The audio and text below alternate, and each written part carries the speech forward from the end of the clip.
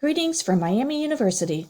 This is a tutorial to assist you in completing the self-reported academic record known as SRAR. You may be asking, what is a SRAR and why is it an admission requirement? The SRAR is a tool that puts the control in your hands in getting required information to us after you've submitted your common application. You're able to self-report your courses, grades, and senior year course schedule. You're also able to self-report test scores if you've chosen to have them considered for review. The SRAR allows you to avoid additional barriers or costs in getting these materials to us so that we may begin an earlier review of your application. While you may still send us your high school transcript, the SRAR is actually what will be used during the review process. We will use the SRAR as a factor in determining your overall admission to Miami, your selection to competitive programs, and in awarding any merit scholarships. Now let's begin. After submitting your common application to us, we will email you instructions about how to log in to your Miami applicant status page, where you will then be able to access your Miami SRAR link. This link typically appears 24 to 48 hours after submission of the common app. Be sure to have on hand an unofficial copy of your high school transcript, course schedule, and any test scores if applicable to complete the SRAR, as we don't want you to do this from memory. Your Miami SRAR link appears on your application checklist, and remember, your application is not complete without it. Once you click on the Miami SRAR link, you will see the login page. If you've already created a SRAR for another institution, you may log in with your existing credentials. If not, follow the prompts to create a new account. You may log in and out of your SRAR account as many times as you need to, and don't have to complete it in one sitting. While you are inside of your SRAR, you may always click on the Help link in the upper right corner to access FAQs or to submit your own question to the SRAR support desk.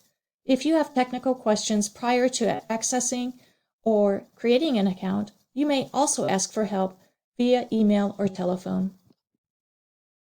You will begin on the Home tab and enter your student type as a first-year student. While on the Home tab, you'll also be able to see a record of the latest updates you've made to your SRAR and the colleges to which you've submitted it. Look here across the top to see the different tabs that will guide you through the SRAR. Enter high schools, enter coursework, enter exams, review, submit. On the Enter High School tab, you will confirm your graduation date and year. Next, you will enter the name of your high school. There is also a school lookup feature to be sure you're selecting the correct high school in the event there are other high schools in other states with the same name. If you've attended multiple high schools, you will need to add them to the SRAR as well.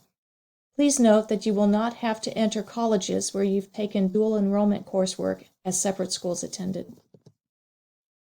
For each high school you add, you must list the correct dates of attendance, the grade scale used, and the schedule format. These are very important steps as they will determine the drop-down menus for entering your courses and grades. Let's look at each of these steps more closely. SRAR sets up course entry by academic year, so the dates of attendance step is important. If you attended only one high school, you will just enter the month and year you began and the month and date you expect to graduate.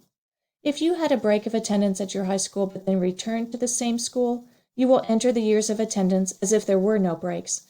You will enter the dates of attendance for the school to which you initially transferred to, just for the time that you attended. If you attended multiple schools, enter the dates and years you attended each of them. For the grade scale, you'll be able to select from letters, whole numbers, a combination of letters or numbers, or other if your school uses numbers with decimal points or another type of scale. For the schedule format, you will select the type your school predominantly uses. Let's now get ready to enter your coursework and grades. On the Enter Coursework tab, select the high school for which you'll be entering your courses and grades. You'll get to decide whether you enter your information by academic year or by subject area. The choice is yours. It makes no difference which you prefer. Next, you'll enter the contact information for your high school counselor. Then, you will include information about your cumulative GPA, weighted if it's available or unweighted if not. You may also indicate that your school doesn't provide a GPA, and that's okay. If your school provides class size or class rank, you may include it here or indicate that your school does not provide that information. Again, it is okay if your school doesn't provide it. If you decided to enter your information by academic year, it will look like this, and you will select the year for which to enter your courses and grades. For each academic year you select in this mode, you will be asked to enter your annual GPA. Not every school provides this, however, so it's okay to check, I have not received an annual GPA for this academic year. Please note you have the opportunity to select middle school to enter just the courses and grades for which you earned high school credit while in middle school, for example, Algebra 1. It's not necessary to add the middle school as a school attended in your SRAR. And here you will be able to select your subject area from the drop-down menu on the left. If you decide to enter coursework by subject area, it will display like this. And here you will be able to select the academic year or level from the drop-down menu on the left. Now let's look at the other areas to enter information for coursework and grades. After selecting your subject area or academic year, you will select the generic course title that most closely matches the subject matter of the course at your school. Next, you will enter the course name as it appears on your transcript if it's different from the generic course title you just selected. Then you will choose a course level that closely matches the level designated by your high school, such as college prep, honors, advanced placement, IB higher level, dual enrollment, etc. If there is no level indicated on your transcript, please select standard. Next, you will select the length of the course that will match exactly how your school reports your grade. For example, you might take English all year, but you receive final grades by the semester. In that case, you select semester for the length of the course and list your English course 2 times if that is how it appears on your transcript. Enter your grades exactly as they appear on your transcript. If you're currently taking a course and haven't yet received a grade, select In Progress. Remember to click Add Course before continuing with your next entry. Now we'll provide a summary of tips. You must report coursework and grades as they appear on your high school transcript. Enter final grades for coursework taken in middle school for which you earned high school credit. Enter final grades for all courses in grades 9 through 11. Seniors should list 12th grade coursework from the transcript or their current schedule and select In Progress for senior courses for which grades have not yet been earned. Seniors may enter grades for 12th grade courses already completed. Do not apply weight to your grades. Do not convert your grades to another format. Do not average your grades. If your school gives final official grades at the end of each year, that is how you should enter those grades. If your school gives final official grades by term or semester, then list each course with its final grade by term or semester. You may list the same course twice to give the final grade for each term, if that's how it appears on your year-end transcript.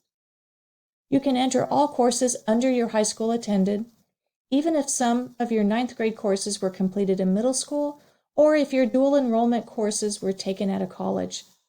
You will find a full list of FAQs by clicking on Help in the upper right corner of your SRAR. Now let's go to the Enter Exams tab if you are choosing to self-report test scores. Miami has a test optional policy for fall 2021 applicants. If you choose to have your scores considered, you may self-report them on your SRAR if you have not already submitted official scores from the testing agency. No preference is given for ACT or SAT and Miami Super Scores, so be sure to include every test result you want to be considered. You should only self-report exams you've taken for which you've already received scores. Let's now look at the last tab, Review, Submit. On the Review, Submit tab, you'll have the chance to review the data you've entered to ensure its accuracy and to make any corrections as necessary. Once complete, you will enter your SRAR email address and password to electronically sign your academic record, and then you will click Submit. Remember, you can always check the Home tab to view the colleges your SRAR is associated with and check the linked and transmitted dates to ensure your SRAR has been received by Miami. Allow 24 to 48 hours for Miami to receive your SRAR once you've submitted it. You're able to log back into your SRAR to make corrections or updates, but you must be sure to resubmit it, being mindful of our application deadlines. So how do we verify your information?